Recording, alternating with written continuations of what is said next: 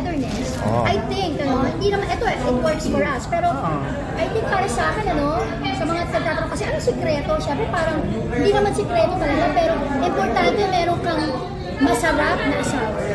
Teka lang, masarap in such a way na masarap magluto, masarap magmahal, masarap mag-asikaso, so in totality, masarap na asawa. Gano'n siya kasarap, Christopher? Gano'n kasarap si ano? Magmahal. Magmahal. Masarap daw ba o manghang? Pareho. Ay! Gladys, si Christopher gaano kasarap? Si Christopher? Gaano kasarap? Mas matagal pa kami 32 years kundi masarap. Ay! Si Christopher sabi ko nga parang yung mga bulalo namin, minsan may sipa, may anghang. Diba? Merong tamis naman minsan, diba? Pero minsan din, merong asim.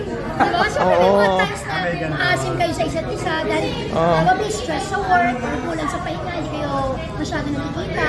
Pero in totality, it all goes back to sa classic na bulalo. Kung bigla kayong sabi mo isang araw nag-usap kami, sabi niya, alam mo, dahil ito lang inisip ng Mara Clara days natin. Sabi mo yung sa yung nakikita mo kung sa smart. Lagi niya naaalala daw yung itsura ko nung Mara Clara kami. Parang lagi lang siya bumabalik doon. Ibig sabihin, yes. Pero lagi, pero hindi maayos lahat minsan sa babalikan mo lang parati. Paano ka nagsip? Gladys, sabi mo kanina, ikaw masarap magmahal, masarap magluto, masarap mag-alaga. Si Chris, siya. Ikaw, ano ka? Paano kang masarap? Siya, tanongin mo, anong ano?